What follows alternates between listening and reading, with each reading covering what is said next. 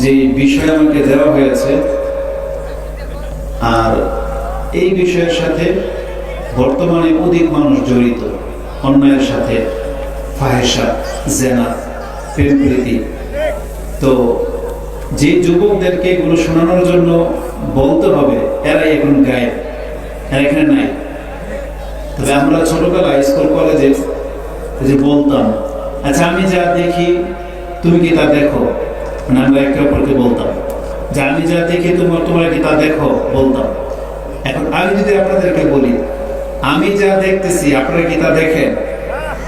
না, দেখেন না। আপনারা দেখলে দেখবেন মাঠ ফাঁকা, কিন্তু আমি দেখতেছি পেছনে অসংখ্য জিন বসা। যদি বলি পুরো মাঠ জিন ভরা। আচ্ছা, বুজুর্গি কি শুধু অন্যান্য মতবাদের লোকেরাই হয়, আমাদের হইতে পারে না? তো তারা যদি জিনদেরকে শিক্ষা দেয়, জিন যদি এসে মুরিদ হয়, আমাদের কাছে হইতে পারে না?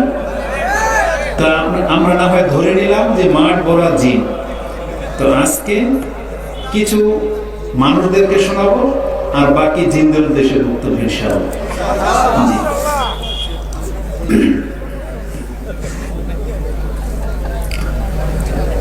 أشهد أن لا إله إلا الله وحده لا شريك له رب البرية، وأشهد أن نبينا محمد عبد الله ورسوله صلى الله وسلم وبارك عليه وعلى آله وصحبه أولو الفضل والمكرمات والتابعين ومن تبعهم بإحسان ما دامت الأرض والسماوات. أما بعد، فقال الله تبارك وتعالى في كلامه المجيد بعد أعوذ بالله من الشيطان الرجيم: قل إنما حرم ربي الفواحش ما ظهر منها وما بطن والإثم والبغي بغير الحق وأن تشركوا بالله ما لم ينزل به سلطانا وأن تقولوا على الله ما لا تعلمون. وعن عبد الله بن مسعود رضي الله تعالى عنه قال: قال رسول الله صلى الله عليه وسلم: ليس أحد أحب إليه المدح من الله من أجل ذلك مدح نفسه، وليس أحد أغير من الله عز وجل من أجل ذلك حرم الفواحش، وليس أحد أحب إليه العذر من الله من أجل ذلك أنزل الكتاب وأرسل الرسل. أخرجه المسلم. وعن عائشة رضي الله تعالى عنها قالت أن رسول الله صلى الله عليه وسلم قال: يا أمة محمد ما أحد أغير من الله أن يرى عبده أو أمته تزني. يا أمة محمد لو تعلمون ما أعلم لضحكتم قليلا ولبكيتم كثيرا. رواه البخاري في كتاب النكاح. প্রশংসা মাত্র আল্লাহ সুবহানাহু ওয়া তাআলা, যিনি পাক ও পবিত্র, যিনি আমাদেরকেও চেয়েছেন এই জমিনে পাক পবিত্র রাখতে, এবং তিনি একটি উত্তম জায়গা প্রস্তুত করে রেখেছেন যেটা আমরা জান্নাত হিসেবে জানি। সেই জান্নাতকেও তিনি পবিত্র ব্যক্তিদের জন্য প্রস্তুত করে রেখেছেন। সেখানে কোনো ব্যক্তি নাপাকি নিয়ে, নোংরামি নিয়ে ঢুকতে পারবে না। আল্লাহ সুবহানাহু ওয়া তাআলা তিনি তার নবী মুহাম্মদ রাসূলুল্লাহ সাল্লাল্লাহু আলাইহি ওয়াসাল্লামকে উত্তম চরিত্র দিয়ে আমাদের কাছে প্রেরণ করেছিলেন, এবং তিনি তার কর্ম দিয়ে দেখিয়ে দিয়েছেন যে একজন মানুষ কতটা সততা অবলম্বন করে চলতে পারে। এর মাধ্যমে তিনি আমাদেরকে একটি উত্তম জীবন ব্যবস্থা দিতে চেয়েছেন। আল্লাহ সুবহানাহু ওয়া তাআলা যদিও আমাদেরকে তার গোলাম করে সৃষ্টি করেছেন, কিন্তু এই জমিনে তিনি আমাদের জন্য আমাদের সঙ্গিনীকে সৃষ্টি করেছেন। তিনি আমাদেরকে বসতবাড়ি করার জন্য জায়গার ব্যবস্থা করে দিয়েছেন। তিনি আমাদেরকে রিজিক দিয়ে থাকেন, যাতে করে আমরা এই জমিনে তার বন্দিগি করার পাশাপাশি আমরা আমাদের খায়সাতকে হালাল পন্থায় মিটাতে পারি। এর জন্য তিনি আমাদের স্ত্রী বা সঙ্গিনীর ব্যবস্থা করেছেন। যে আল্লাহ সুবহানাহু ওয়া তাআলা আমাদেরকে চাহিদা দিয়েছেন এবং এই চাহিদা মেটানোর উত্তম ব্যবস্থা করেছেন, আমরা তার প্রশংসা করি, আমরা বলি আলহামদুলিল্লাহ। সালাতু ওয়া সালাম প্রিয় নবী মুহাম্মদ রাসূলুল্লাহ সাল্লাল্লাহু আলাইহি ওয়াসাল্লামের প্রতি। যেমনটা আপনারা শুনলেন ইতিপূর্বে আমাদের শেখ রাজউল করিম মাদানী হাফেজাহুল্লাহ সেই উত্তম চরিত্রগুলো নিয়ে কথা বলতে গিয়ে তিনি একটি আয়াত পেশ করেছেন, যেই আয়াত আল্লাহ সুবহানাহু ওয়া তাআলা পৃথিবীতে দ্বিতীয় কোনো মানুষের ক্ষেত্রে ব্যবহার করেননি। যে ইন্নাকা লাআলা খুলুকিন আযীম, নিশ্চয় আপনি মহান চরিত্রের অধিকারী। যে রাসূল আমাদেরকে সঠিক পথ দেখিয়েছেন এবং কল্যাণকর পথ বাতলে দিয়েছেন, আমরা তার উপরে সালাত এবং সালাম পাঠ করি। আমরা বলি আল্লাহুম্মা সাল্লি ওয়া সাল্লিম ওয়া বারিক আলা নবিয়িকা মুহাম্মদ। যেমনটা আপনারা শুনেছেন যে আজকে আমার আনওয়ান বা বিষয় হলো অবৈধ সম্পর্ক এবং পরকীয়া এর ভয়াবহতা এবং তা থেকে পরিত্রাণের উপায়। যদিও এই পরিবেশটা আসলে ওই কথাগুলো বলার মতো না, কিন্তু নিয়ম অনুযায়ী আপনারা যারাই অপেক্ষায় আছেন, আল্লাহ সুবহানাহু ওয়া তাআলা আমাকে সংক্ষিপ্ত সময়ের মধ্যে ওই কথাগুলো বলার তৌফিক দান করুন, যার মাধ্যমে হয়তো দুই একটা যুবক যদি সঠিক পথ পেয়ে যায়, সেটা হবে আমাদের নাজাতের অনেক বড় একটা সাবাব এবং আজকের এই বক্তব্যের বড় একটা ফায়দা আমি মনে করব। তবে আমরা নিরাশ নই, কারণ এই মিডিয়ার ভাইদের মাধ্যমে আমাদের বক্তব্য পৃথিবীর সব প্রান্তে পৌঁছে যায়। যারা শোনার তারা ঠিকই শুনবে, যারা মানার তারা ঠিকই মানে, যারা বোঝার তারা ঠিকই বুঝে নিচ্ছে। এই জন্য আপনাদের আমরা কৃতজ্ঞতা জ্ঞাপন করি যে আল্লাহ সুবহানাহু ওয়া তাআলা আপনাদের মাধ্যমে আমাদের কথাগুলো সমস্ত পৃথিবীর পুরার বাঙালি মুসলিমদের কাছে পৌঁছে দিয়ে থাকেন। আল্লাহ সুবহানাহু ওয়া তাআলা আপনাদেরকে উত্তম জাযায়ে খায়র দান করুন, আমিন।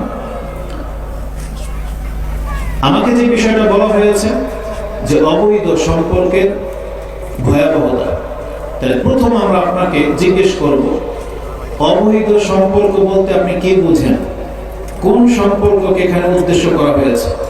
আমি যদি ভূমিকাতে এখানে লম্বা করে দিই তাহলে অনেকটা সময় লেগে যাবে।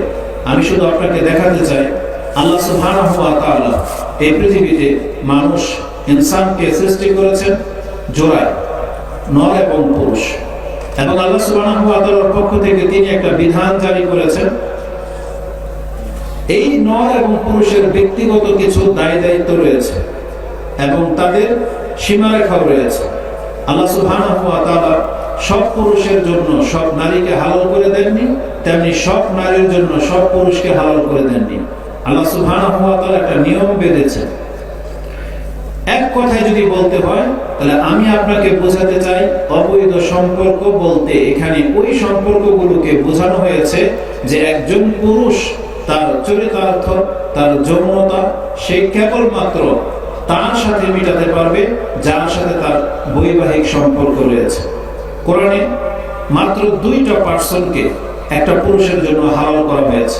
এক, বিবাহের মাধ্যমে যাকে আপনি স্ত্রী হিসেবে গ্রহণ করবেন। দ্বিতীয়ত হচ্ছে কৃতদাসী। যদি কোনোদিন পূর্বের ন্যায় আবার মুসলিমরা কৃতদাসীর মালিক হয়, তখন আপনার জন্য সেই কৃতদাসীকে হালাল করা হয়েছে। আদার অন্য কোনো কিছুকে আপনি ব্যবহার করতে পারবেন না। বিনা বাড়াবাড়িতে আমরা বলতে পারি একজন পুরুষ তার যৌন অঙ্গ সে তার স্ত্রী ছাড়া এমনকি নিজেরটা নিজে ব্যবহার করতে পারবে না। নিজের ইচ্ছা অনুযায়ী যা খুশি তা করবে, ইসলামে এটাকে পর্যন্ত তাকে বৈধতা দেয় না। বরং আল্লাহ সুবহানাহু ওয়া তাআলা কোরআনের দুইটা জায়গায় একই আয়াত ব্যবহার করেছেন। তার মধ্যে একটা আয়াত হচ্ছে সূরা মুমিনুন এবং একটা সূরা হচ্ছে সূরা ইনসান বা মারিজ, 70 নম্বর সূরা মারিজ। সেখানে আল্লাহ সুবহানাহু ওয়া তাআলা মুমিনদের গুণ উল্লেখ করতে গিয়ে বলেন যে মুমিন তারা আল্লাযীনা হুম ফি সালাতিহিম খাশিউন, যারা নামাজে বিনয়ী। এভাবে বলতে গিয়ে আল্লাহ সুবহানাহু ওয়া তাআলা এক পর্যায়ে বলেন ওয়াল্লাযীনা হুম লিফুরুজিহিম হাফিজুন, আর ওই মুমিনদের আলোচনা চলতেছে যারা তাদের লজ্জাস্থানকে হেফাজত করবে। ওয়াল্লাযীনা হুম লিফুরুজিহিম হাফিজুন, এটা বলে দিয়ে আল্লাহ সুবহানাহু ওয়া তাআলা আপনার আমার লজ্জাস্থানকে ব্যবহার করা নিষেধ করে দিলেন, তালা মেরে দিলেন। শুধু আপনি এটা দিয়ে প্রস্রাব করতে পারবেন, আর কোনো কাজ আপনি এটা দিয়ে করতে পারবেন না। এরপরে আল্লাহ সুবহানাহু ওয়া তাআলা দয়া করলেন, এই দুনিয়াতে আল্লাহ আমাদেরকে পাঠিয়েছিলেন তার ইবাদত করার জন্য, এজন্য আল্লাহ এটাকে অন্য কোনো কাজের বৈধতা দেন না। কিন্তু কেন যেন আল্লাহ সুবহানাহু ওয়া তাআলা আবার দয়া করলেন বা আল্লাহর সিস্টেমটাকে পুরা করার জন্য হয়তো আমাদেরকে এটা ব্যবহার করার অনুমতি দিয়ে দিলেন, কারণ যেহেতু আমাদের বংশ পরম্পরা বাড়াতে হবে, এই জন্য আল্লাহ সুবহানাহু ওয়া তাআলা ইল্লা বলে দিয়ে দুইটা রাস্তা আমাদের জন্য খুলে দিলেন। এক, ইল্লা আলা আজওয়াজিহিম আও মা মালাকাত আইমানুহুম, আল্লাহ বলেছেন তোমার জন্য দুইটা রাস্তা আমি খুলে দিলাম, যদি তুমি এটাকে ব্যবহার করতে হয় তাহলে স্ত্রীকে বিয়ে করার মাধ্যমে তুমি তোমার স্ত্রীর সাথে এটা ব্যবহার করতে পারো। আর অমা মালাকাত আইমানুহুম, আর যারা তোমরা ডান হস্তের মালিক হবে, তার মানে তুমি যে কৃতদাসীর মালিক হবে, তুমি তোমার এই লজ্জাস্থান সেখানে ব্যবহার করতে পারবে। এছাড়া কোরআনে তৃতীয় কোনো রাস্তা আল্লাহ সুবহানাহু ওয়া তাআলা খোলা রাখেননি। তো যেহেতু এখন কৃতদাসী নাই, এখন এটাকে আমরা অফ করে দিলাম। তার মানে একজন পুরুষ বা একজন নারী যদি তার লজ্জাস্থানকে ব্যবহার করতে হয়, একটা মাত্র পার্সন, সে হচ্ছে স্বামী, আর তার জন্য হচ্ছে তার স্ত্রী। দ্বিতীয় কোনো বিকল্প পথ আল্লাহ সুবহানাহু ওয়া তাআলা রাখেননি। যদি কোনো ব্যক্তি এটা করে, আল্লাহ সুবহানাহু ওয়া তাআলা কি বলেছেন, সে হচ্ছে স্বৈরাচার। এই জায়গাটা হালাল করে দেওয়ার পরেও কেউ যদি দ্বিতীয় কোনো রাস্তা অবলম্বন করে, আল্লাহ সুবহানাহু ওয়া তাআলা তাকে আল্লাহর বিরুদ্ধাচরণকারী বলেছেন।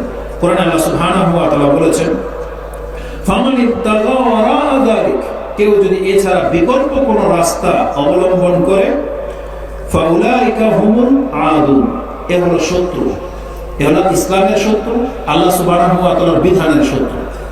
তার মানে আল্লাহ সুবহানাহু ওয়া তাআলা আমাদের এই লজ্জাস্থানকে দ্বিতীয় কোনো জায়গায় ব্যবহার করার অনুমতি দিচ্ছেন না, তার কাছ থেকে পারমিশন নেই।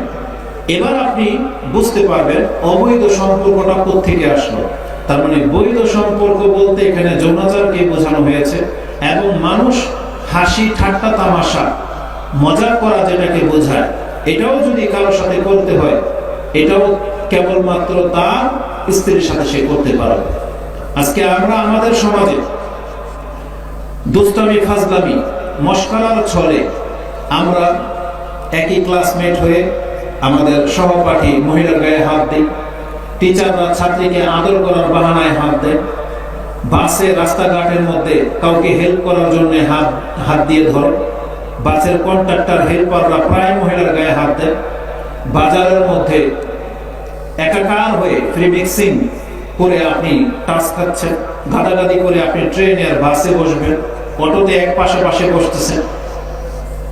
দুষ্টামি ফাজলামের ছলে খালাতো ভাই, মামাতো ভাই, বিয়াই, এইভাবে যত রকমের সম্পর্কগুলো আছে, বিয়ে শাদীর অনুষ্ঠানে আপনার রং ঢং করতে গিয়ে, প্রতিযোগিতা করতে গিয়ে পাত্রপক্ষ বড় পক্ষের ছেলেদের সাথে মেয়েদের সাথে অনুষ্ঠান করতে গিয়ে যেই ধরনের আচরণগুলো করা হয়, কাউকে ড্রপ করে দেওয়ার নামে বাইকাররা আজকে যেগুলো করে, অধিকাংশ যুবকরা বাইকার হয়, মানে ওই যে বাইক দিয়ে যে রাইট দেন, কি বলে রাইট তো বলে রাইট, হ্যাঁ, যে একজন ড্রপ করে দেয়, সে এমন এক ধান্দা বেছে নিয়েছে, তার মানে সে কলাও বেছে মেলাও দেখে।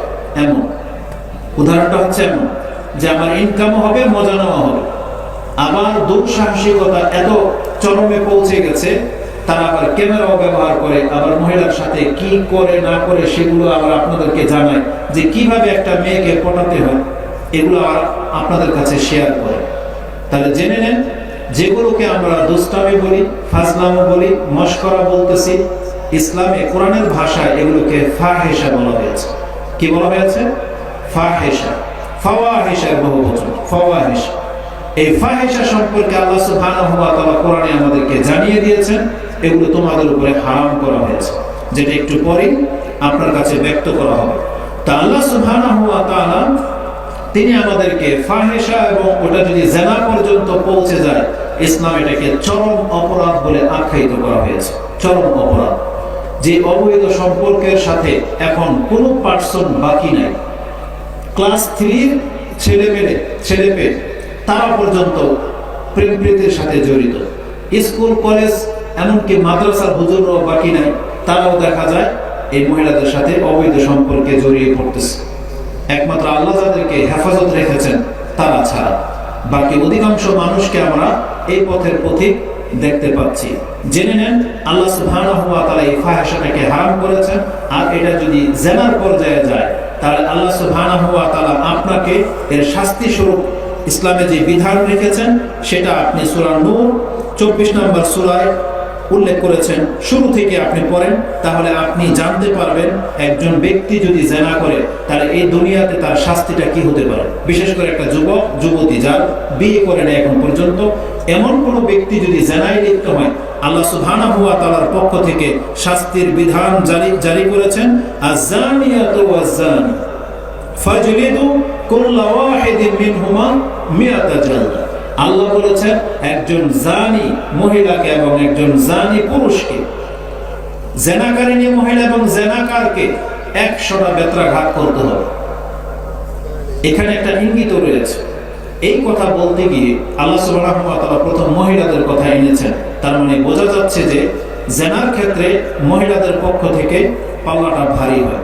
তাদের সাপোর্ট, তাদের ইচ্ছা, তাদের উস্কানি ছাড়া সহসা জিনা হতে পারবে না। আমরা দুধের দোয়ানা বা ফেরেশতা না, কিছু কিছু মিডিয়ার কিছু আমাদের চোখে আসে। ক্রাইম পেট্রোল অথবা ইন্ডিয়ান কিছু কিছু যে ফিল্ম বা কি বলে এটাকে ম্যাগাজিন যে অনুষ্ঠানগুলো আছে, তাতে কিছু কিছু এরকম দৃশ্য দেখাতে গিয়ে তারা প্রমোট করে এই জিনাকে, মন্দ কাজকে টেকনিক শেখানো হয় কিভাবে আপনি এটা করবেন। তো কোন এক বিচারক নাকি কোন এক মহিলাকে বোঝানোর জন্য তিনি নাকি এটা করেছেন যে 500 টাকার একটা নোট বা কিছু দিয়েছেন যে এটা হেফাজত করতে, এটা যেন সেই দর্শক ছিনিয়ে নিতে না পারে। জানেন এটা কার ঘটনা? তো সেই মেয়েটা নাকি আপ্রাণ চেষ্টা করে সে টাকাটাকে সেভ করেছিল, নিতে পারেনি তার কাছ থেকে, তাকে অনেক মারধর করা হয়েছে।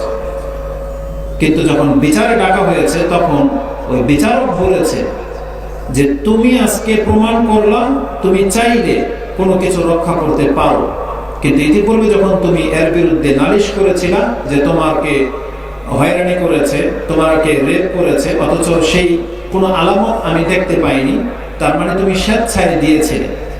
আর তুমি বলেছিলা যে জোর করে করেছে, তাহলে তোমার কাছ থেকে জোর করে যখন একটা টাকার নোট ছিনিয়ে নিতে না পারে, তখন জোর করে তোমার কাপড় খুললো কি করে? এটা তিনি বলেছেন জোর করে কি করে খুললো। তার মানে বোঝাতে চাইলেন যে তুমি একটা 500 টাকার নোট যখন সেভ করার মতন ক্ষমতা রাখো, তোমার গায়ে এত আঁচড় এত মার তোমাকে মারা হয়েছে, তারপর তুমি এই নোটটাকে ছাড়নি, কিন্তু ওই দিন যখন তুমি কেস করেছিলা তোমার গায়ে এমন কোনো আলামত আমি দেখতে পাইনি যে তোমাকে জোর করে করা হয়েছে। তার মানে বোঝা যাচ্ছে যে তাদের পক্ষ থেকে যদি সুযোগ করে না দেওয়া হয়, একজন পুরুষ কোনো অবস্থাতে হয়তো কোনো মেয়েকে খারাপ কাজ করতে পারবে না। এগুলা যদি কোনো ঘটনা ঘটে সেটা ভিন্ন, 2-4 জন যদি করে সেটা ভিন্ন, কিন্তু বোঝাতে চাচ্ছি যতগুলো জিনা হয় সম্মতিতে হচ্ছে, একে অপরের সাপোর্টে হচ্ছে এবং দুজনে মিলে এই কাজগুলো করে। তবে আল্লাহ সুবহানাহু ওয়া তাআলা যখন শাস্তির কথা বলেছেন তখন আগে মহিলাকে এনেছেন, তারপরে পুরুষকে এনেছেন। তা আমি যেটা বোঝাতে চাচ্ছি যে জিনা ফাহিশা এটা যদি জিনা পর্যন্ত যায়, আল্লাহ সুবহানাহু ওয়া তাআলা বলেছেন এর বিচার হলো 100টা বেত্রাঘাত করতে হবে। এবং রাসূলুল্লাহ সাল্লাল্লাহু আলাইহি ওয়াসাল্লাম থেকে কোনো বর্ণনা এমনও পাওয়া যায় যে তাকে তার রাষ্ট্র থেকে, তার গ্রাম থেকে 1 বছরের জন্য বিতাড়িত করে দিতে হবে, যেটাকে নির্বাসন বলে। এটা হলো একটা সাধারণ জিনা। জিনা করলে তার এই শাস্তি। তার চাইতেও একটু মারাত্মক হলো পরকীয়া। পরকীয়া আর জেনার মধ্যে কি পার্থক্য এটা আপনাকে বুঝতে হবে। একটা যুবক যুবতী যদি জেনায় লিপ্ত হয়, ইসলামের বিধান হলো তাকে বেত্রাঘাত করতে হবে, আর তার শাস্তি হচ্ছে 100টা বেত্রাঘাত। কিন্তু এই কোন ব্যক্তি যদি পরকীয়ায় লিপ্ত হয়, পরকীয়া মানে যার স্ত্রী রয়েছে তারপরে সে অন্য মহিলার সাথে গোপনে সম্পর্ক রাখে, যার স্বামী রয়েছে তারপরে সে অন্য পুরুষের দিকে ঝুঁকে যায়, এটাকে আমাদের ভাষায় পরকীয়া বলা হয়। আপনি কি জানেন জেনার চেয়ে পরকীয়ার পাপটা মারাত্মক কেন, বা কি এর শাস্তি? এটা আমরা সবাই জানি যে বিবাহিত কোনো পুরুষ তার স্ত্রী থাকা সত্ত্বে যদি আর কারো সাথে জেনা করে, তাহলে ধরা পড়লে কি হবে জানেন? ওকে রজম করে দিতে হবে। রজম মানে ওকে পাথর মেরে মেরে ফেলতে হবে, আর এই পৃথিবীতে বেঁচে থাকার কোনো অধিকার নেই। আল্লাহ সুবহানাহু ওয়া তাআলা এত কঠিন বিচারের ব্যবস্থা করেছেন যারা পরকীয়ায় লিপ্ত হবে। কেন? কারণ জেনা যারা করে তাদের একটা খায়েশ আছে, চাহিদা আছে, তার শক্তি সামর্থ্য নাই বিধায় সহজে যাকে পায় তার সাথে এটা করে।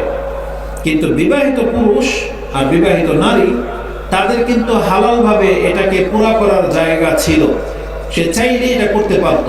বিশেষ করে রাসূলুল্লাহ সাল্লাল্লাহু আলাইহি ওয়াসাল্লাম বলেছেন যে অন্য মহিলার মধ্যে যা আছে তোমার স্ত্রীর মধ্যেও তাই আছে।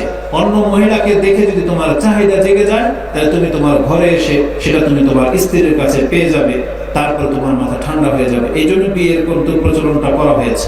কিন্তু আপনি সেটা করলেন না, বরং আপনি পরকীয়ায় লিপ্ত হলেন। পরকীয়ায় লিপ্ত হওয়ার বেশ কিছু কারণ রয়েছে। এক, এমন মেয়েকে বিয়ে করেছেন হয়তো টাকার জন্য, এখন টাকা আপনার হয়ে গেছে, মেয়েকে পছন্দ হয় না। অথবা যে মেয়েকে আপনি বিয়ে করেছিলেন প্রথমে ভেবেছিলেন একটা, বিয়ের পরে দেখেন তার চরিত্র বা আখলাক ভিন্ন, তারপরে তার চাইতেও হয়তো ভালো কাউকে পেয়ে গেছেন, এই জন্য আপনার অন্তর সেদিকে ঝুঁকে যায়। এইভাবে মানুষ পরকীয়ায় ঝোঁকে। আর বিশেষ করে পরকীয়ায় ঝোঁকে অধিকাংশ প্রবাসীদের দ্বারা। প্রবাসীরা যখন টাকা ইনকাম করার জন্য বিভিন্ন দেশে চলে যায়, এক শহর থেকে আরেক শহরে গিয়ে কাজ করে, তখন দেখা যায় তার পরিবারের যে চাহিদা শুধু টাকা দিয়ে তার হয় না, তখন টাকাটা তার স্বামীর কাছ থেকে আসে, আর দৈহিক যে চাহিদাটা সেটা অন্যান্য ব্যক্তিদের কাছ থেকে সে নেওয়ার চেষ্টা করে। তো এইভাবে মানুষ পরকীয়ায় জড়ায়। মহিলাদের একটা নেচার সম্পর্কে জেনে নেন। মহিলারা ছোট থেকে যখন বড় হয়, ওকে যদি এই অনুভূতিটা জাগানো না হয়, তাহলে কোনোদিন কোনো মহিলার কোনো পুরুষের প্রতি চাহিদা জাগবে না, বরং ও ভয় পায় পুরুষদেরকে। কিন্তু যখনই ওর চাহিদাটাকে জাগিয়ে দেওয়া হবে, ওর কোনোভাবে টাচ স্পর্শ হয়ে যাবে, ও যখন এই অনুভূতি বোঝে যে এর মধ্যে একটা আকর্ষণ রয়েছে, তখনই কোনো পুরুষের দিকে ঝুঁকবে। এটা হচ্ছে মহিলাদের ফিতরত। তো যখনই কোনো মহিলাকে একা পায় যে তার স্বামী নাই, বিধবা বা তালাক প্রাপ্তা, তখন সেই সুযোগগুলো ওই পুরুষগুলো নেওয়ার চেষ্টা করে। যখন তাকে খুব বেশি ইমপ্রেস করার জন্য বিভিন্ন অঙ্গভঙ্গি করে, তার হেল্প করে, তার সন্তান থাকলে সন্তানকে গিয়ে কোলে নেয়, চকলেট কিনে দেয়, ফুল নিয়ে যায়, গিফট দেয়, হসপিটালে যেতে হলে চলে না পা নিয়ে যায়, ভাবি এই বলে সময় দেয়, তখন এই মহিলাটা ধোকায় পড়ে যায়। যখন দেখে যে এটা আমার অনেক কাজে আসে, আর আমার স্বামী তো ফালাই থেকে গেছে, তো গেছি, তো যখন এই রকমের কোনো সুযোগ পায়, তখন সে পরকীয়ায় জড়ায়। ঠিক পুরুষের ক্ষেত্রেও তাই। স্ত্রীকে রেখে আসছে দেশে, সে এখন হসপিটালে একটা ক্লিনার অথবা একটা নার্সের জব করে, তার পাশাপাশি কলিং এর সাথে রাত দিন তার ওঠা বসা, হাসি ঠাট্টা তামাশা মস্করা। সে হয়তো রিসেপশনের কাজ করে, রিসেপশনে আরেকটা মেয়ে আছে, একই পাশাপাশি থাকার কারণে তখন এর প্রতি ঝুঁকে যায়। তখন তার স্ত্রী তো বাসায় আছে, কিন্তু এখন তার চাহিদা যেতেও পারে না, তখন এর সাথে পরকীয়ায় লিপ্ত হয়। এগুলোকে রোধ করে দিতে হবে। আর আল্লাহ সুবহানাহু ওয়া তাআলা বৈবাহিক সিস্টেমটাকে এই জন্য আমাদের জন্য উত্তম পন্থা বলেছেন, কারণ এগুলো দিয়ে এই সব বাতিল সম্পর্কগুলোকে থামানো সম্ভব। কিন্তু আমরা অধিকাংশ মানুষ আজকে রিজিকের কারণে এগুলোকে আমরা কোনো পরোয়াই করি না। আমার কেন যেন মনে হয় রাসূলুল্লাহ সাল্লাল্লাহু আলাইহি ওয়াসাল্লামের যুগে এই বিচারগুলো যখন হতো যে জেনা করলে 100টা বেত্রাঘাত, আর কোনো বিবাহিতকে ধরতে পারলে রজম করে দেওয়া, যখন বাস্তবায়ন হতো, বর্তমানেও যদি এটা চালু থাকতো, অধিকাংশ পয়সাওয়ালারা একটা, দুইটা, তিনটা, এমনকি 4টা করার পরেও সে আরো বিয়ে করার জন্য আল্লাহর কাছে হয়তো ফরিয়াদ করবে। কিন্তু আজকে ফ্রি ভাবে পেয়ে যাচ্ছে, তো আশ্চর্য হয়ে গেলাম যখন রিপোর্টগুলো দেখলাম। সাক্ষাৎকার নিচ্ছে এক অভিনেতা, এক ব্যক্তির, দুটা ভাষা সে ব্যবহার করেছে যেটা জীবনে আমরা কোনোদিন শুনি নাই। বাংলার জমিনে ঢাকাতে পয়সাওয়ালাদের ঘরে কিছু নাকি সুগার মাম আছে, সুগার মাম আর সুগার ড্যাড পিলে, সুগার বাপ মানে মিষ্টি বাপ মিষ্টি মা, নাম শুনেছেন এরকম কোনোদিন? বলছে তাদের কাজ কি? সুগার মাম কেন বলা হয়? বলা হচ্ছে যে যাদের অগাধ পয়সা আছে, ইনকাম সোর্স ভালো, কিন্তু সঙ্গী নেই। স্বামী গেছে অন্য মেয়েদের সাথে বা অন্য দেশে বড় জব করে, নেভি অথবা ডাক্তার, সারা রাত বলে হসপিটালে থাকে, অথবা এয়ার হোস্টেজে কাজ করে, পাইলট বা কিছু। স্বামী অন্য জায়গায় ব্যস্ত, কিন্তু তার জীবনে সে একাকিত্ব ফিল করে। কিন্তু তার অগাধ টাকা আছে, বাড়ি গাড়ি আছে, তখন সে সুগার মাম হয়ে গেছে। এখন সে সুন্দর সুন্দর যুবক ছেলেদেরকে দেখলে তাদেরকে সে আদর করার জন্য নিয়ে আসে, তার মানে পালে। কারো বাইক প্রয়োজন, বাইক গিফট করে দেয়, দামি দামি অ্যান্ড্রয়েড সেট দিয়ে দেয়, তারপরে ভ্রমণের জন্য টাকা দেয়, ফ্ল্যাট দেয়। এসে যার জন্য এরকম সুযোগ সুবিধা আছে, এক সপ্তাহ এক মাস যার জন্য খুশি তাদের সাথে তারা রাত কাটায়। এই খবর শোনানোর আগে আমি আরো 2-4-5 বছর আগে একটা কল পেয়েছিলাম, প্রশ্ন করার জন্য আমাদেরকে জানানো হয়েছে যে হুজুর আমরা কি করব। বলছে আমি এক বাসায় গেলাম, সে মূলত বিমানবালা, কিন্তু কালো মহিলাটা অনেক মোটা নাকি। সে তার কোন এক আত্মীয় ঘরে গিয়েছে, দেখেছে যে কোন এক যুবক তার ঘরে, তো জিজ্ঞেস করবে কে, বলতেছে এটা তার বয়ফ্রেন্ড। বা এরকম তিনি প্রায় করে, সপ্তাহে সপ্তাহে কাউকে না কাউকে নিয়ে আসে, সে রাত কাটাই ধরে। কেন? কারণ তিনি দেখতে শুনতে অতটা ভালো না, এই জন্য তাকে কেউ বিয়ে করে না, এই জন্য তিনি এই কাজটা করেন। প্রত্যেক যাকে ভালো লাগে টাকার বিনিময়ে নিয়ে আসে, তার সাথে থাকে, এটা হচ্ছে অবস্থা। কিন্তু ওই কথাটা তখন আমি বলি নাই কোনো বক্তব্যে। কেন? কারণ এগুলো প্রচার করার জিনিস না।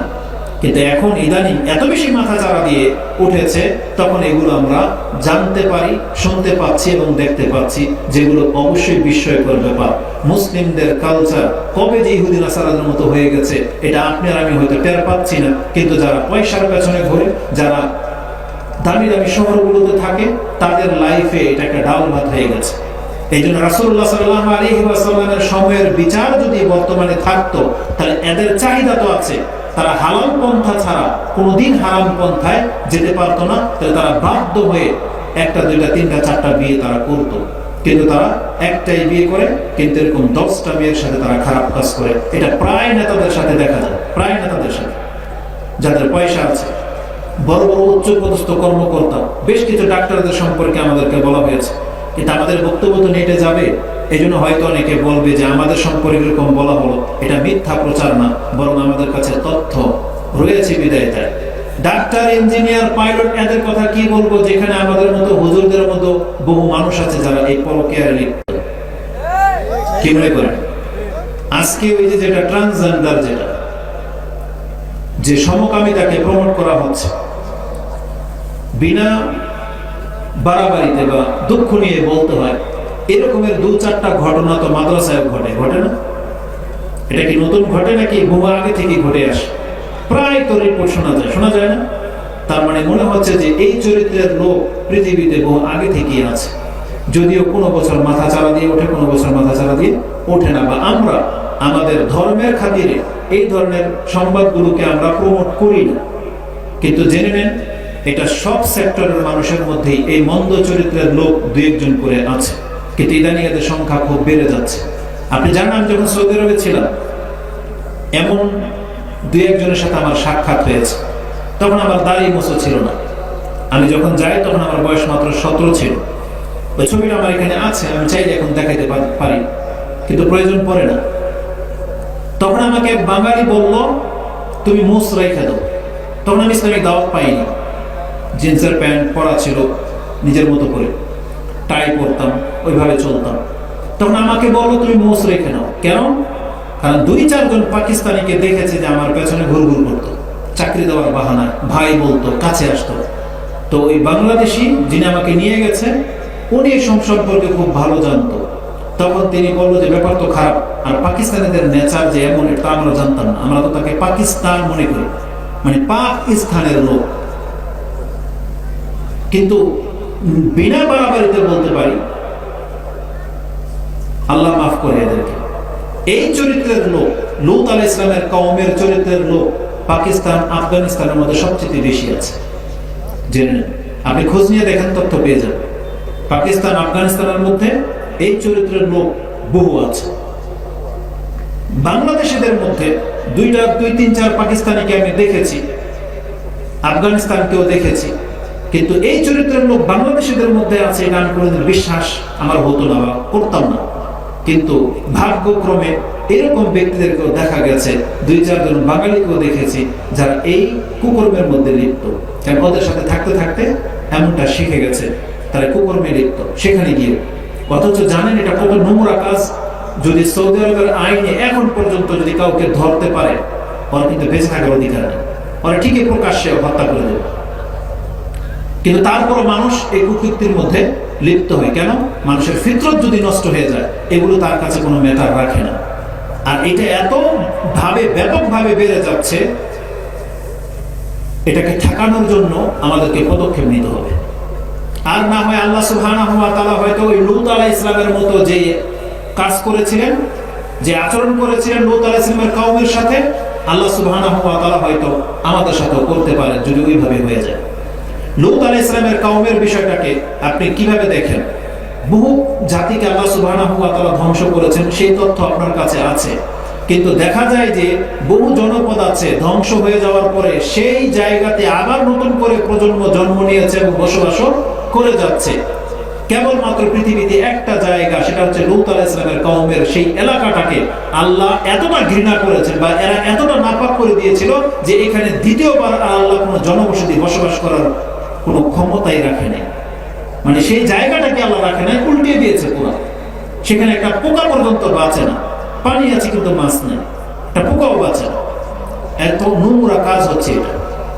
তা আমাদেরকে বলা হয়েছে এর বিপক্ষে কথা বলতে। জেনে নেন, পরকীয়া অত্যন্ত মারাত্মক একটা কাজ। এটা কি বললাম? শাস্তি দুনিয়াতে রজম করে দিয়ে একে হত্যা করে দিতে হবে। এই সম্পর্কে হাদিসগুলো যদি আপনি পেতে চান, তাহলে বুখারী থেকে আপনি নিতে পারেন ৬৮১২ থেকে নিয়ে ৬৮২৫ পর্যন্ত ১৩টা হাদিসের মধ্যে শুধু রজমের কথাই রয়েছে, সেখান থেকে দেখে নেন। তাহলে সাধারণ জেনা থেকে মারাত্মক হলো পরকীয়া। পরকীয়ার থেকেও আরেকটা মারাত্মক পাপ আছে। যদি সেটা কোনো বৃদ্ধ লোক, বয়স্ক লোক, ৩০, ৪০, ৫০, ৬০ বছর হয়ে গেছে, সারা জীবন সে সংসার করে আসলো, এই স্বাদ উপভোগ করেছে, এখন মরে যাবে কয়দিন পরে, এমন ব্যক্তি যদি জেনায় লিপ্ত হয়, এই ব্যক্তি পরকীয়াকারীর চাইতেও বেশি মারাত্মক পাপী। পরকীয়া যারা করে তাদেরকে পাথর মেরে রজম করে দিতে হবে, এটা হচ্ছে বিধান। বৃদ্ধ বয়সে যারা জেনা করে তাদেরও ওই একই হুকুম, তাদেরকেও পাথর মেরে ফেলতে হবে। কিন্তু পরকালের বিষয়টা কেমন আপনি জানেন? আল্লাহ সুবহানাহু ওয়া তাআলা এদেরকে এতটা ঘৃণা করেন যে কিয়ামতের মাঠে বেশ কিছু ব্যক্তি আছে যাদের দিকে আল্লাহ তাকাবেন না, যাদেরকে আল্লাহ সুবহানাহু ওয়া তাআলা পবিত্র করবেন না, যাদের সাথে আল্লাহ কথা বলবেন না, এবং তাদের জন্য কঠিন শাস্তি। এই বর্ণনাগুলো শুনেছেন যে সালাসাতুন লা ইউকাল্লিমুহুমুল্লাহু ইয়াওমাল কিয়ামাহ ওয়া লা ইয়ানজুরু ইলাইহিম ওয়া লা ইউযাক্কিহিম ওয়া লাহুম আযাবুন আলীম। প্রায় হাদিসের মধ্যে এই তিনটা শব্দ আছে যে আল্লাহ তাদের সাথে কথা বলবেন না, তাদের দিকে তাকাবেন না, তাদেরকে পবিত্র করা হবে না, আর তাদের জন্য কঠিন শাস্তি রয়েছে। আমি হাদিসটা বলি, তারপর এখানে একটা দিক নির্দেশনা আপনাকে আমি দেখাবো। হাদিসটি মুসলিম থেকে নিয়ে নেন, ঈমানের অধ্যায় রয়েছে ১৫৬ নম্বর হাদিস। রাসূলুল্লাহ সাল্লাল্লাহু আলাইহি ওয়াসাল্লাম বলেন, সালাসাতুন লা ইউকাল্লিমুহুমুল্লাহু ইয়াওমাল কিয়ামাতি ওয়া লা ইউযাক্কিহিম ওয়া লা ইয়ানজুরু ইলাইহিম ওয়া লাহুম আযাবুন আলীম। কারা তারা? প্রথম ব্যক্তি শাইখুজ জানি, বৃদ্ধ বয়সের লোক যদি জানায় লিপ্ত হয়, তাহলে তাদের সাথে আল্লাহ সুবহানাহু ওয়া তাআলা কথা বলবেন না, তাদের দিকে তাকাবেন না। আর মালিকুল কাজ্জাব, মিথ্যুক শাসক, আর ওয়াআয়ুনুন মুস্তাকবিরুন, এবং অভাবী কিন্তু অহংকারী। যাদেরকে আল্লাহ অঢেল দিয়েছেন তাদের অহংকার সাজে, কিন্তু যার কিছুই নেই তারপর যদি অহংকার করে, তাহলে কিয়ামতের মাঠে আল্লাহর দিকে তাকাবেন না। যেটা অনেকগুলো কথা বলতে হবে, আমি সারসংক্ষেপ আপনার এখান থেকে সরে যাচ্ছি। তাহলে যেই ব্যক্তি বৃদ্ধ বয়সে জেনা করে, কিয়ামতের মাঠে আল্লাহ তার দিকে তাকাবেন না।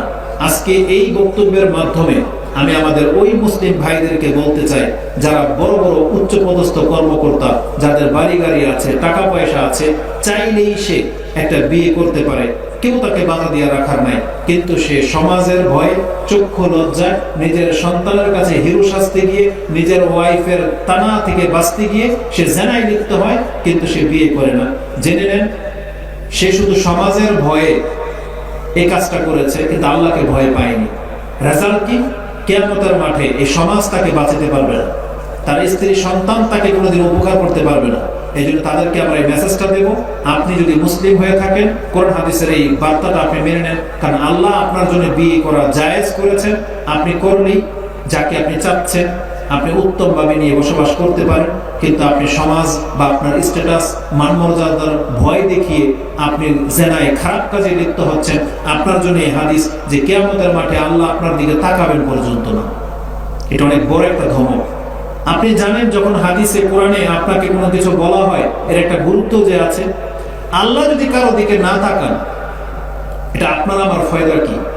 বরং আমরা তো স্কুলে দেখেছি, যারা পড়া পারে না তারা নিচু দিকে তাকায় থাকে যে টিচার যেন ওর দিকে না তাকায়। এটা যারা পড়া পারে না তাদের স্বভাব। যেমন যারা ক্রাইম করে, দেখবেন ও পুলিশের চোখে চোখে তাকায় না, ও কোনো অন্য কাজে ব্যস্ত, যাতে পুলিশ ওকে না দেখে। এটা মানুষ করে। তাহলে কিয়ামতের মাঠে যদি আল্লাহ আপনার আমার দিকে না তাকান, তা আমাদেরই ফায়দা। ব্যাপারটা এমন ছিল না যে আল্লাহ যদি আমাদের দিকে না তাকান, মানে দেখলো না, আল্লাহ খবর নিল না, তো বেঁচে গেলাম। বিষয়টা এরকম না। বরং আপনি যখন কোরআন হাদিস পড়বেন তখন দেখতে পাবেন আল্লাহর এই যে তার দিকে তাকানো, এই কথাটার হাদিসের বর্ণনায় কেন আসছে। কারণ আপনি জেনে নেন, আল্লাহ সুবহানাহু ওয়া তাআলা কিয়ামতের মাঠে প্রত্যেকটা মুমিনের সাথে ফেস টু ফেস কথা বলবেন, প্রত্যেকটা মুমিনের সাথে। যাকে আল্লাহ সুবহানাহু ওয়া তাআলা এই সুযোগটা দেবেন যে নিজের কাছে এনে কথা বলবেন, পর্দা দিয়ে ঘিরে ফেলা হবে। আমরা সেই নাজওয়ার হাদিস বহুবার উল্লেখ করেছি যে আল্লাহ একজন মুমিনকে তার সামনে নিয়ে আসা হবে, হাত্তা ইয়াদা আলাইহি কানাফাহু, একটা পর্দা দিয়ে ঘিরে নেওয়া হবে, কেউ দেখতে পাবে না। সেখানে আল্লাহ সে থাকবে, কোনো মুতারজম মানে ট্রান্সলেটকারীকে আল্লাহ ডাকবেন না।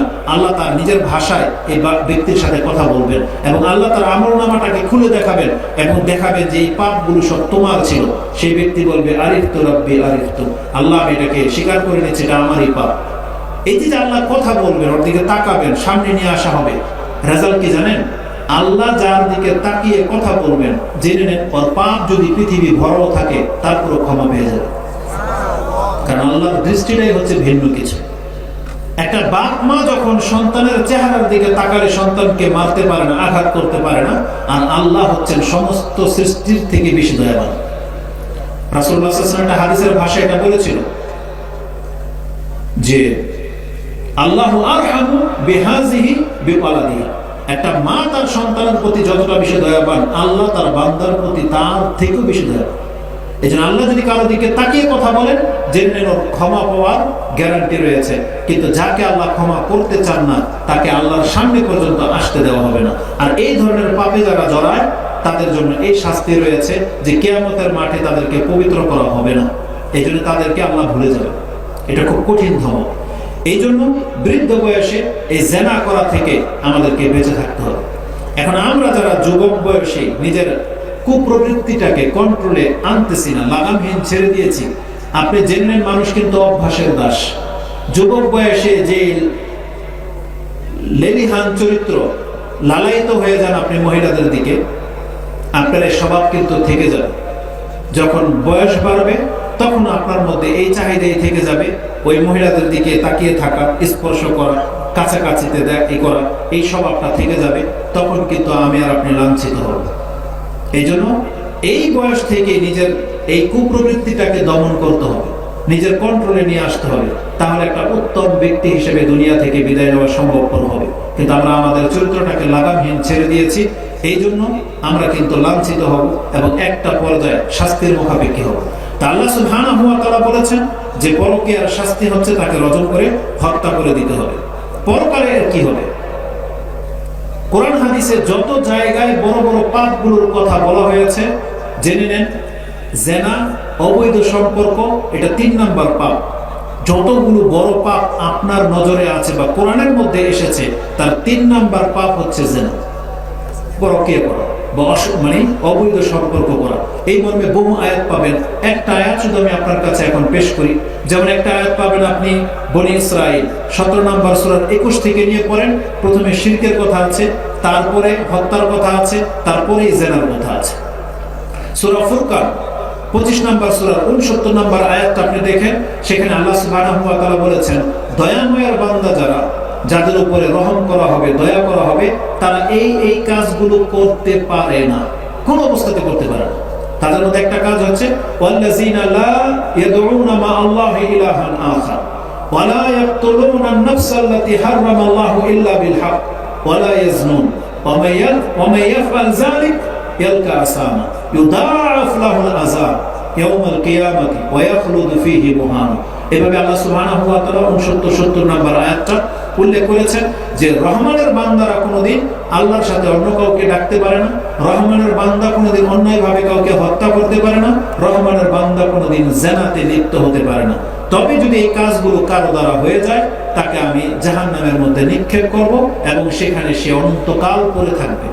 এটা আল্লাহ সুবহানাহু ওয়া তাআলা ধমক দিয়েছেন। তাহলে এই আয়াতে আমি আপনাকে দেখাতে চেয়েছি 3 নম্বর পাপ হচ্ছে জিনা। প্রথম পাপ হচ্ছে শিরিক করা, দ্বিতীয় পাপ হচ্ছে হত্যা করা, এবং তৃতীয় পাপের কাতারে রয়েছে জিনা করা, এই ফাহিশার পাপ।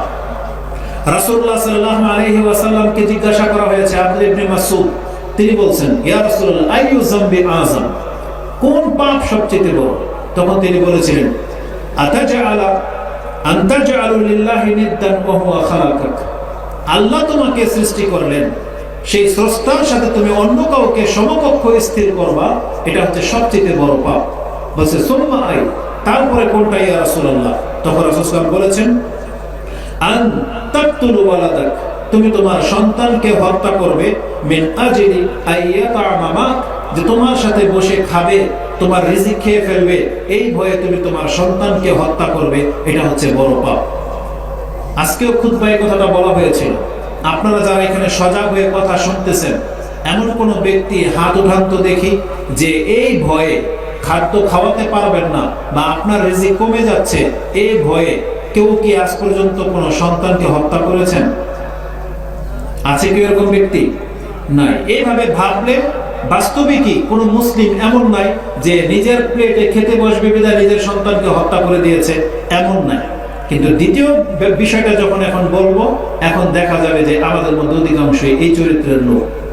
একটা সন্তান হয়ে গেছে, 1-1.5 বছর মাত্র হয়েছে, আবার তার স্ত্রী প্রেগনেন্ট। এখন সে প্রশ্ন করে, হুজুর আমার ওয়াইফ দুর্বল, পারে না, শরীরে রক্ত নাই, মাথা ঘুরে পড়ে যায়, মাত্র একটা বাচ্চা হয়েছে, আবার একটা চলে আসছে, এখন কি করব? তার মানে সে তার স্ত্রীকে দিয়ে বাহানা দেখায় যে সে রুগ্ন, পারে না, একটা মাত্র হইল, অথচ সে বোঝাতে চাচ্ছে এই মাত্র একটা হলো, আবার যদি একটা চলে আসে তাহলে আমি লোড নিতে পারবো না। মানে সে তার রিজিক নিয়ে পেরেশান, সে লালন পালন করতে গিয়ে ব্যর্থ হবে। এই জন্য হুজুরদের কাছে প্রশ্ন করে ফতোয়া জানতে চায় যে পেটে যে বাচ্চাটা আছে, এখন এটাকে কি করা যায়, রাখা যাবে কি যাবে না? তাহলে যারা মনে করে যে একাধিক সন্তান হলে আপনার রিজিকের ঘাটতি পড়ে যাচ্ছে, আপনি খাওয়াইতে পারবেন না, আপনি তো এই চরিত্রের লোক যে যেই ব্যক্তি খাদ্য খাওয়ানোর ভয়ে নিজের সন্তানকে হত্যা করে দেয়।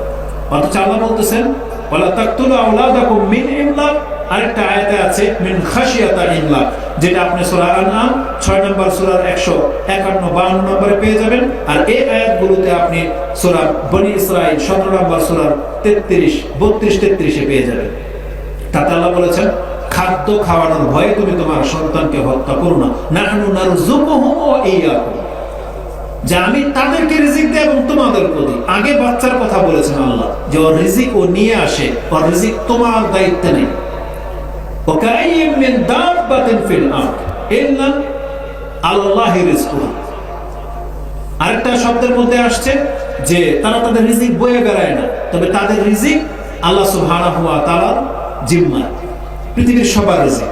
তো এটা আমার টপিক্সের বিষয় না, কিন্তু এই কথাটা এখানে আছে বিধায় আমি আপনাকে একটু বলে দিলাম যে অধিকাংশ বাপ মা যারা নিজের পেটের সন্তানটাকে মেরে দিতে চান শুধু এই ভয়ে যে কি খাওয়াবেন, তাহলে আপনি এই বড় পাপে লিপ্ত। যে রাসূল বলেছেন, আন তাকতুলু ওয়ালাদাক মিন আজলি জালিকা কি কারণে মারো? আইয়াতামামাক, যে তোমার সাথে সে খাদ্য খাবে, এই ভয়ে তুমি তাকে হত্যা করে দাও, এটা হচ্ছে বড় পাপ। তারপরে বলেছেন সুম্মা আই, তারপরে কোনটা?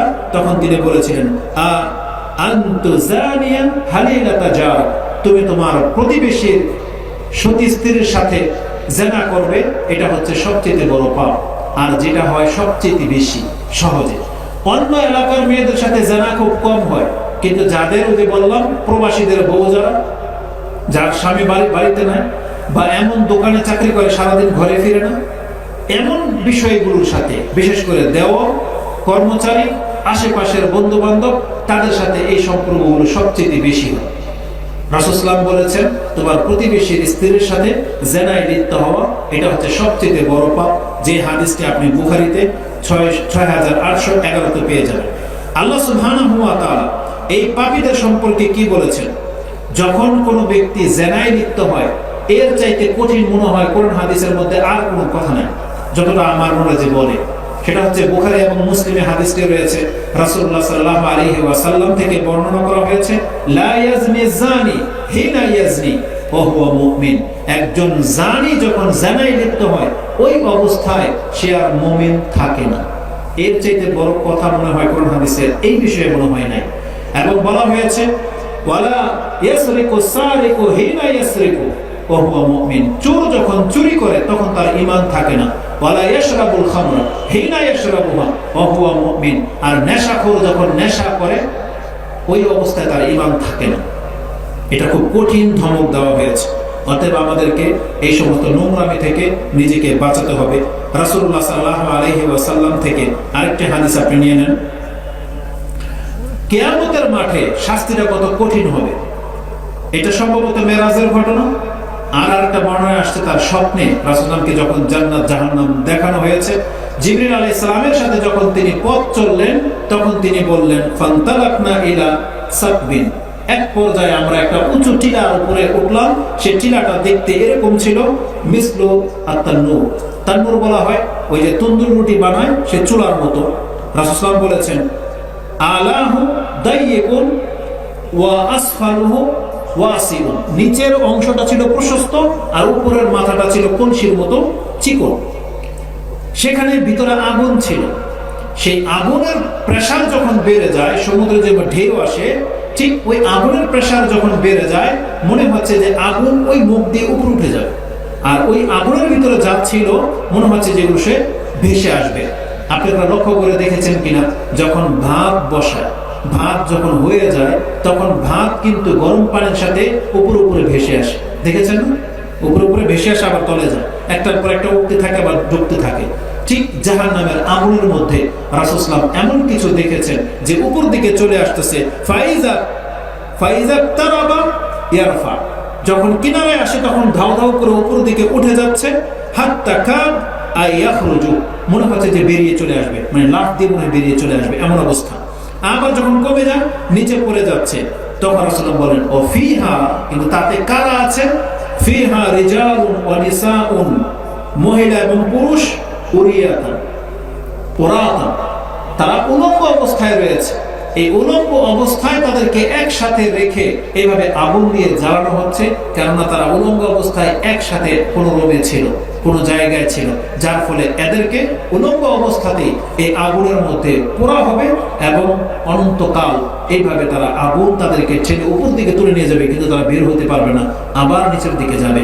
রাসূলুল্লাহ সাল্লাল্লাহু আলাইহি ওয়াসাল্লাম যখন জিজ্ঞেস করলেন এরা কারা, তখন জিবরিল আলাইহিস সালাম বলেছেন ওয়াল্লাযী রাআইতাহু, যাদেরকে আপনি দেখেছেন ফিসাক, ওই তান্নুরের ভিতরে, ফাহুমুজ জুনাত, এরা হলো ওই জেনাকারী পুরুষ এবং মহিলা, এদেরকে এইভাবে শাস্তি দেওয়া হবে।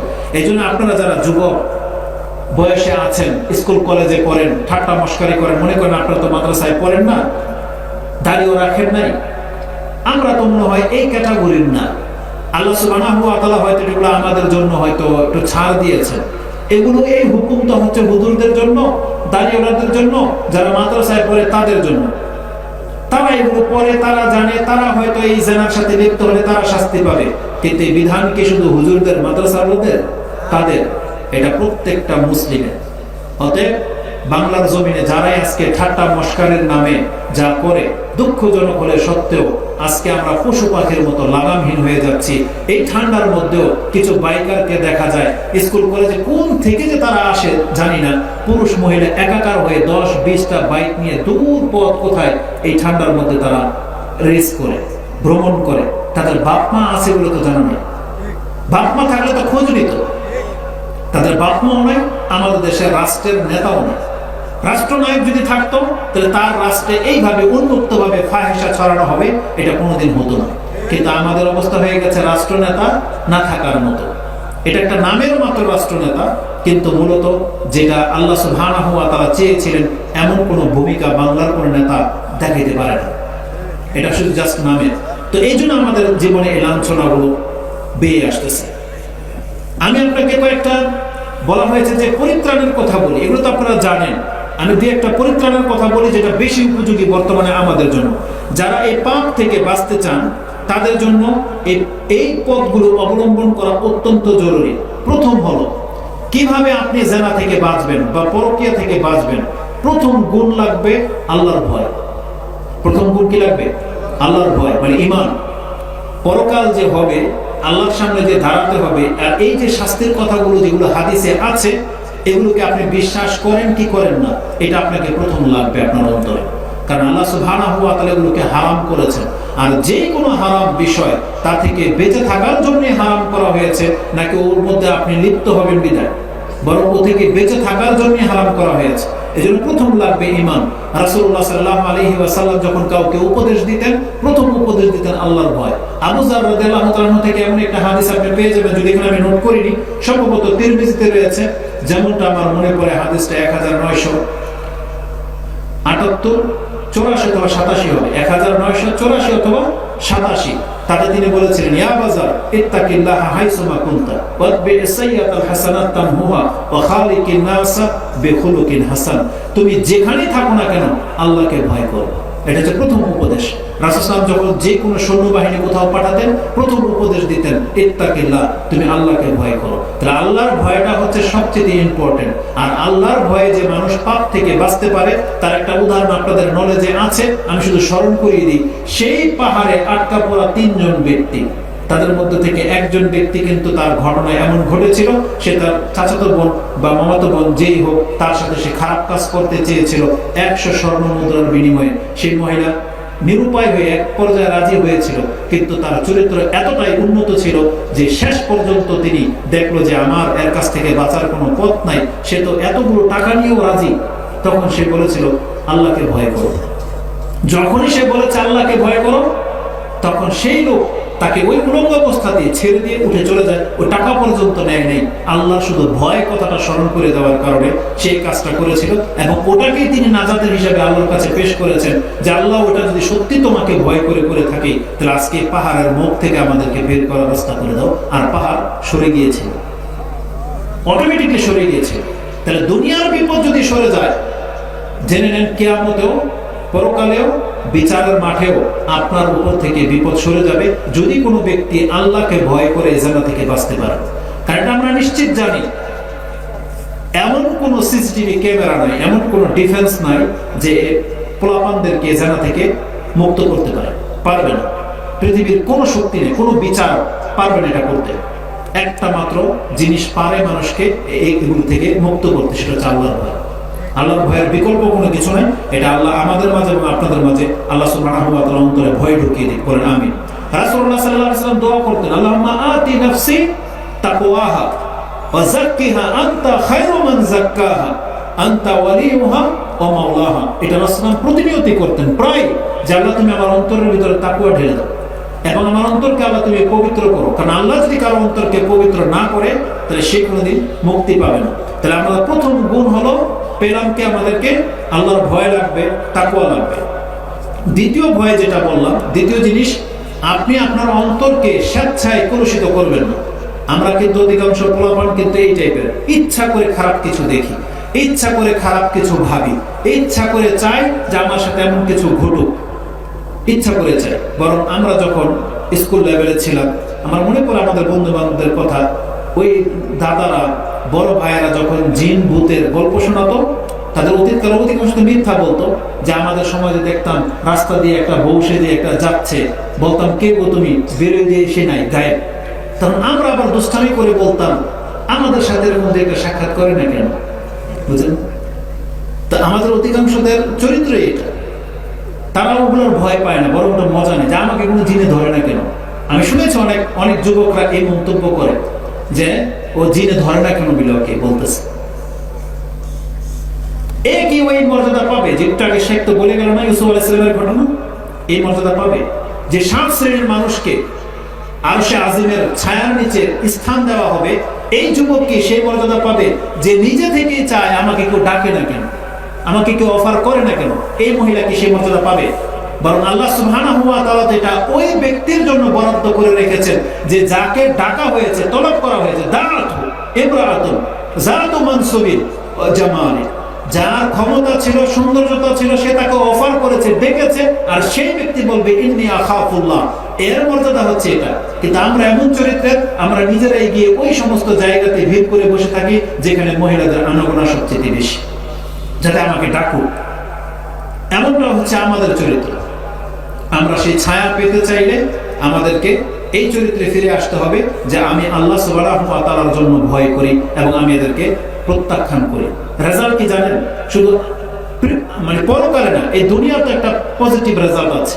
সূরা তালাক পড়েন, তাআলা কি বলেছেন? ওমাইয়াত্তাকিল্লাহ ইয়াজআল লাহু মাখরাজা ওয়া ইয়ারযুকুহু মিন হাইসু লা ইয়াহতাসিব। আল্লাহ সুবহানাহু ওয়া তাআলার এই আয়াতটাকে যুবক যুবতীরা যদি অ্যাপ্লাই করে যে আমি আল্লাহকে ভয় করার কারণে আমি পরকীয়ার সাথে হারাম রিলেশনের মধ্যে জড়াবো না, আল্লাহ এটা ওয়াদা করতেছেন, ওকে এই ক্রিটিক্যাল অবস্থা থেকে মুক্ত করার রাস্তা আল্লাহ খুলে দেবেন এবং এমন জায়গা থেকে ওর জন্য ব্যবস্থা করে দেবেন ও কোনদিন ভাবতেও পারে নাই যে আমি এমন মেয়ে পাবো, ভাবতে পারবে না। আল্লাহ বলেন ওয়ায়ারযুকুহু মিন হাইসু লা ইয়াহতাসিব, ও কোনদিন কল্পনা করতে পারে না যে আমার লাইফে এমন সঙ্গী আসবে, ভাবতে পারে না। কিন্তু শর্ত হলো আপনাকে আল্লাহর উপরে তাওয়াক্কুল করে দেখাতে হবে, আল্লাহর ভয়ে ওই হারাম কিছু থেকে বেঁচে থাকতে হবে, তাহলে এটা সম্ভব। এটা হচ্ছে দ্বিতীয় গুণ। তৃতীয় গুণ কি? দ্বিতীয় গুণের মধ্যে এটা আছে যে অন্তরকে যে পবিত্র রাখতে হবে, যেটা ইউসুফ আলাইহিস সালাম বলেছিলেন। তিনি বলেছিলেন মাআযাল্লাহ ইন্নী, তিনি বলেছিলেন মাআযাল্লাহ, আমি আল্লাহর কাছে আশ্রয় চাচ্ছি, ইন্নাহু রাব্বি আহসানা মাসওয়াই, তিনি তো আমাকে উত্তম ভাবে লালন পালন করেছেন, এজন্য আমি এই কাজ করতে পারবো না। এই জন্য চরিত্রটাকে আপনি নিজে থেকে আপনি এটাকে পবিত্র রাখবেন, এটা আপনার দায়িত্ব। তৃতীয় গুণ হচ্ছে লজ্জাশীলতা। লজ্জাশীল হলে আপনি জেনা থেকে, নোংরামি থেকে বাঁচতে পারবেন। লজ্জাশীল হলে আমাদের মনে আছে স্কুল কলেজে কিন্তু আমরাও করেছি, আর আমরা যে একেবারে ফেরেশতা ছিলাম তাও কিন্তু না। কিন্তু জেনে নেন, আমার তো ভালো কোনো গুণ নাই, কিন্তু আমার মনে পড়ে আমাদের বেসের মধ্যে 100 জন ছাত্র ছিল। যখন আমরা যেখানে যেতাম এরকম গ্রুপিং করে যেতাম, খেলাধুলো করতাম গ্রুপিং করে। কিন্তু আলহামদুলিল্লাহ আল্লাহ সুবহানাহু ওয়া তাআলার বড় অনুগ্রহ, আমাদের বেসের কোনো সিগারেট খাওয়া পোলাপান ছিল না, কোনো সিগারেট খাওয়া পোলাপান ছিল না। আমরা নির্দ্বিধায় বলতে পারি আমাদের এই ঠোঁট কোনোদিন এরকমের হারাম কিছুর মধ্যে স্পর্শ করেনি। যদি আমরা জেনারেল ছাত্র, যদি আমরা কিন্তু আম পাবলিকের মতো বড় হয়েছি, কিন্তু আমাদের নসিবের মধ্যে এই ধরনের নোংরামি কোনোদিন ঘটেনি। লজ্জা খুব মারাত্মক জিনিস। আমাদের লাইফে আমার মনে হয় না যে আমাদের ক্লাসমেট কোনো মহিলা মেয়ের হাত ধরে আমরা কোনো রাস্তায় হেঁটেছি, এটাকে প্রমাণ করতে পারবে না। আমাদের লজ্জা লাগতো, কিন্তু বর্তমানে শুধু হাত ধরে হাঁটে, ও যা খুশি তা করে। লজ্জা না থাকলে মানুষ কত নিচে নামতে পারে, এটা আপনি আপনার ওই সমস্ত ভিডিওগুলো দেখেন, যেটা আপনার বন্ধু বান্ধব হোটেলে খেতে বসে যা করে, মোটর সাইকেলে যা করে, পার্কে নিয়ে যা করে। এত নির্লজ্জ হয় কি করে মুসলিম যে সে তার গার্লফ্রেন্ডের যেখানে সেখানে হাত দিচ্ছে, কিস করতেছে, আর তার বন্ধুকে মোবাইল ধরে দিয়েছে যে তুই ভিডিও কর। আপনি কি মনে করেন এই মেয়েকে কি এই ছেলে কোনদিন বিয়ে করবে? কোনোদিন করবে না, কোনোদিন করবে না। আর এই মহিলা অত নির্বোধ যে যাকে ও পছন্দ করে, যে ছেলের সাথে ও সংসার করবে, ও কি করে একটা ওর বন্ধুর সামনে এই কাজ করতে দেয়? কি করে সম্ভব এটা? এভাবে কিন্তু ক্রাইম হয়। এইভাবে কিন্তু 2, 4, 5 জনে মিলে এক মেয়ের সাথে এরকম করে, ব্ল্যাকমেলিং করে, আর ওটাকে আমাদের সমাজে প্রমাণ করা হচ্ছে। এটা তো হইতে দেওয়া যাবে না। এই জন্য লজ্জা অত্যন্ত বড় একটা জিনিস। লজ্জাশীল ব্যক্তি কোনোদিন এই কাজটা করতে পারে না। আমাদের মনে আছে কুকুর যখন এই কাজটা আমাদের রাস্তাঘাটে করতো, আমরা দেখেছি আমরা এবং বড়রাই বাঁশ বা লাঠি বা ঢিল দিয়ে কুকুরকে সরিয়ে দিতেন, যে জনসম্মুখে বাড়ি ঢুকে গেছে কুকুর, তখন সরিয়ে দিত। কিন্তু এই কাজটা এখন কুকুর না, মানুষ করে, রাস্তাঘাটে মানুষ করে, পার্কের মধ্যে ওপেন আপনার সামনে মোটরসাইকেলে বসিয়ে জড়িয়ে ধরে এগুলো করতেছে, আপনারা মজা নিচ্ছেন, কেউ কোনো বাধা দেবার না। রিক্সাতে করে, বাসের মধ্যে করে, যেটা কুকুর করত। এই চরিত্র হয়ে গেছে। কেন হয়েছে এটা? লজ্জা না থাকার কারণে। এই জন্য জেনে নেন, লজ্জা অত্যন্ত গুরুত্বপূর্ণ একটা জিনিস। রাসূলুল্লাহ সাল্লাল্লাহু আলাইহি ওয়াসাল্লাম তিনি বলেন, আবু মাসউদ ক্বালা ক্বালা নবী সাল্লাল্লাহু আলাইহি ওয়াসাল্লাম ইন্না মিম্মা আদরাকান নাস মিন কালামিন নবুওয়া। মানুষের মধ্য থেকে কত ব্যক্তি নবীদের একটা গুণ পেয়েছে, কথা বলার ধরন পেয়েছে। তার মধ্যে একটা কথা হলো, ইজা লাম তাস্তাহি, তুমি যদি লজ্জাশীল না হও, ফাসনা মা শি'ত, তোমার দ্বারা যে কোনো কাজ সম্ভব। আরেকটা বর্ণনায় আসছে, ফাফআলু মা শি'তা, তুমি যদি লজ্জাই না করো তাহলে তোমার তো যা খুশি তা তুমি করতে পারবে। একটা লজ্জাশীল ব্যক্তি কোনোদিন যেখানে সেখানে প্রচার করতে বসতে পারে? লজ্জাশীল ব্যক্তিটা পারে না। সে কাপড় খুলতে পারে? পারে না। কিন্তু লজ্জা যার নাই সেটা করতে পারে। আপনি কি লক্ষ্য করে দেখেছেন কিনা, আপনার ওই 3-4 বছরের মেয়েটা আপনার সামনে কোনোদিন পেন খুলবে না, ও শুধু ওর মার সামনে খুলবে। আপনি যে বাবা, তারপরও আপনার সামনে খুলবে না, কারণ ওর লজ্জা, ওর বাপকে পর্যন্ত লজ্জা পায়। কিন্তু এই মেয়েটা যখন লজ্জাহীন হয়ে যায়, ও নিজের গোসল করা উলঙ্গ ভিডিও নিজে ধারণ করে আবার আপলোড করে দেয়। এটা কত জঘন্য কিছু হচ্ছে, কত জঘন্য কিছু।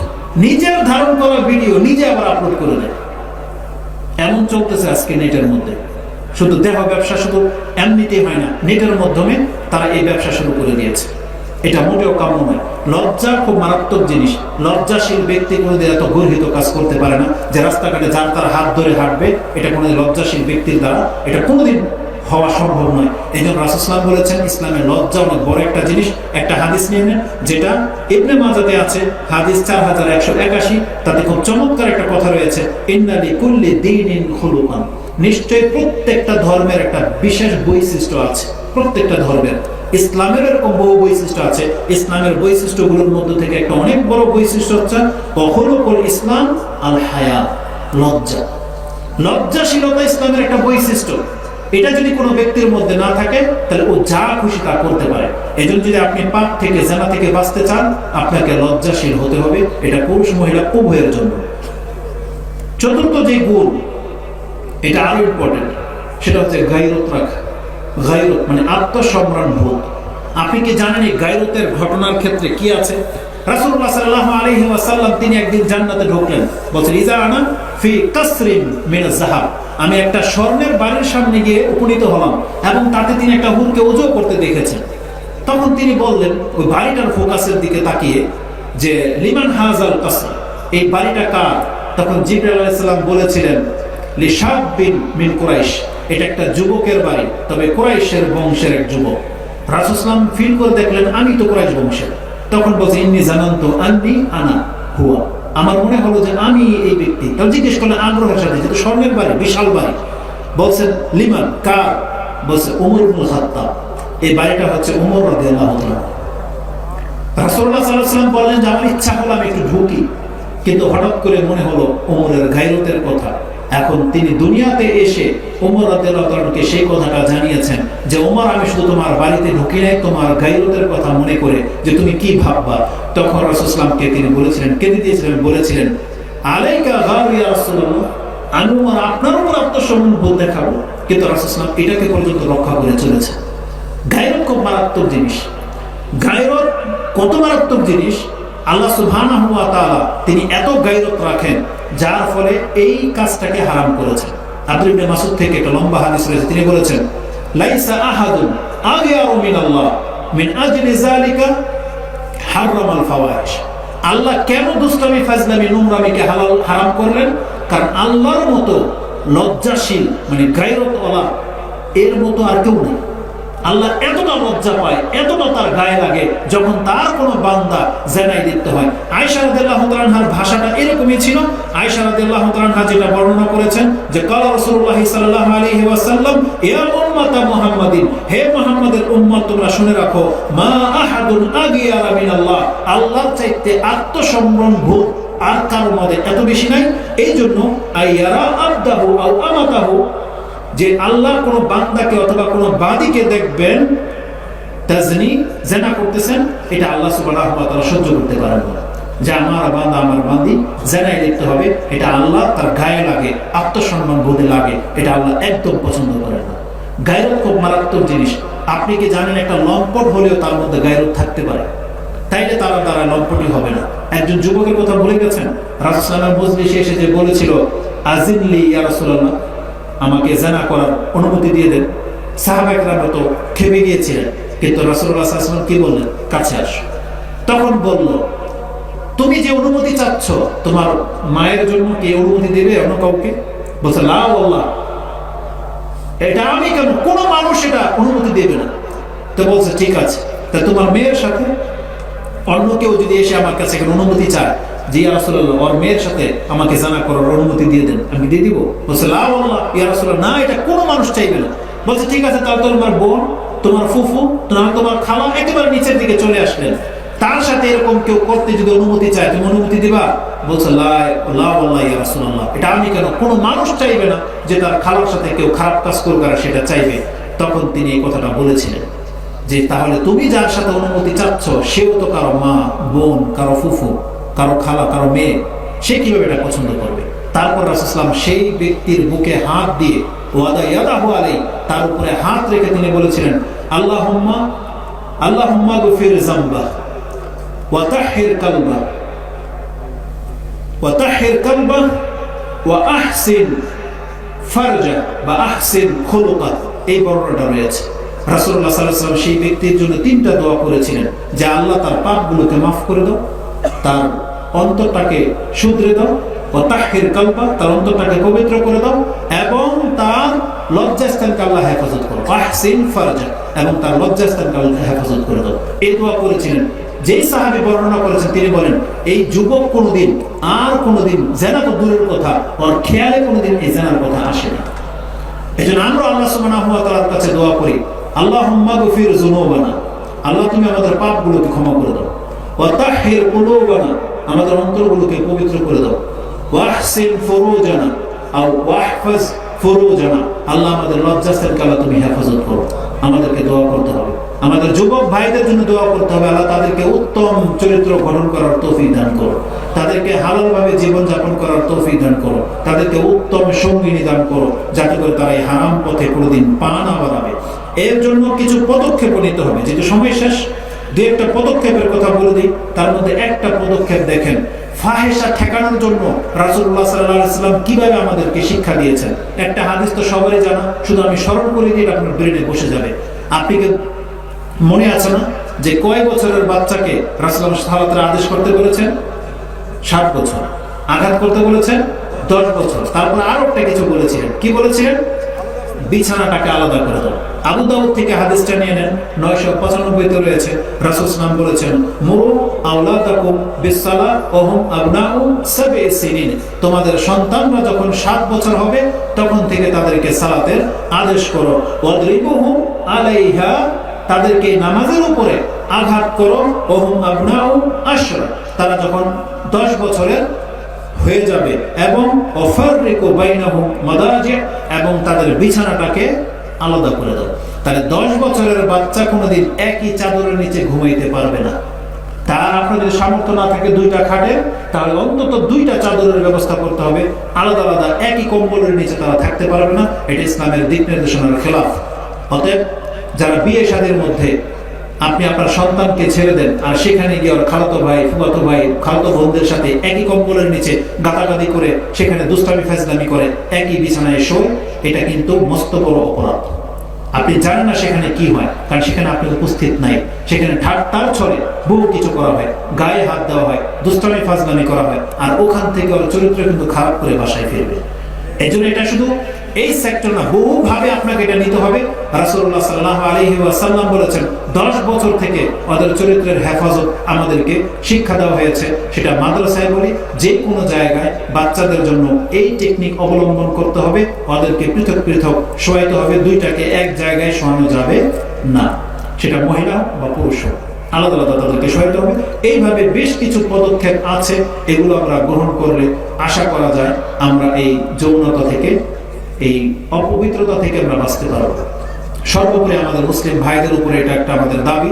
আল্লাহ সুবহানাহু ওয়া তাআলা বলেছেন একজন মুমিন ব্যক্তির গুণ কি, যেটা আপনি সূরা নূর 24 নম্বর সূরার 11 নম্বর আয়াতে পেয়ে যাবেন। আল্লাহ বলেছেন ইন্নামা কানা কাউলাল মুমিনিনা ইযা দুউ ইলাল্লাহি ওয়া রাসূলিহি লিয়াহকুমা বাইনাহুম আই ইয়াকুলু সামি'না ওয়া আতা'না। একজন মুমিনের গুণ হলো যখনই তাকে বলা হবে আসো তুমি আল্লাহ এবং তার রাসূল তোমার জন্য একটা ফয়সালা করে শোনাবেন, তখন সে বলে সামি'না ওয়া আতা'না, আমি শুনলাম এবং মানলাম। অতএব এই নোংরামি অত্যন্ত জঘন্য কাজ, এটা একটা হারাম কাজ, এবং এটা দুনিয়া এবং পরকালে কঠিন পরিস্থিতির মুখোমুখিতে আপনাকে ঠেলে দেবে। অতএব আমরা আমাদের এই বক্তব্যের মাধ্যমে আমি আমার এবং আপনাদের জন্য দোয়া করি, আল্লাহ এই নোংরামি থেকে তুমি আমাদেরকে হেফাজত করো। আমাদের দ্বারা যদি কারো কোনো ভুল ভ্রান্তি হয়ে গিয়ে থাকে, আল্লাহ তুমি তোমার অনুগ্রহে আমাদেরকে ক্ষমা করো, এবং কিয়ামতের মাঠে তোমার সাথে আমাদের পবিত্র হয়ে সাক্ষাৎ করার তৌফিক দান করো। এবং আমাদের কথাতে যদি কোনো ভুল ভ্রান্তি হয়ে থাকে, আল্লাহ তুমি ক্ষমা করো, এবং আমাদেরকে উত্তম চরিত্র গঠন করার তৌফিক দান করো। সর্বোপরি তোমার রাসূল, তোমার নবীর আদর্শকে মেনে চলার তৌফিক তুমি আমাদেরকে দান করো। এবং আপনাদেরকে কৃতজ্ঞতা জানাই এত রাত্রে এখানে বসে বক্তব্য শোনার জন্য। তবে আমাদের দাবি থাকবে, আমাদের যুবকরা যেমন আমাদের বক্তব্য শুনে আকীদা পরিবর্তন করছেন, আমল পরিবর্তন করতেছেন, এখন শুধু আমাদের আখলাক চরিত্রের ব্যাপারটা রয়ে গেছে। আমরা যদি আমাদের চরিত্রকে ঠিক করতে পারি আমাদের আকীদার মতো, তাহলে ইনশাআল্লাহুল আজিজ বাংলার জমিনে আমরা উত্তম মুসলিম হিসেবে পরিচয় করে দিতে পারবো জাতির কাছে। আল্লাহ যেন আমাদেরকে তৌফিক দান করেন।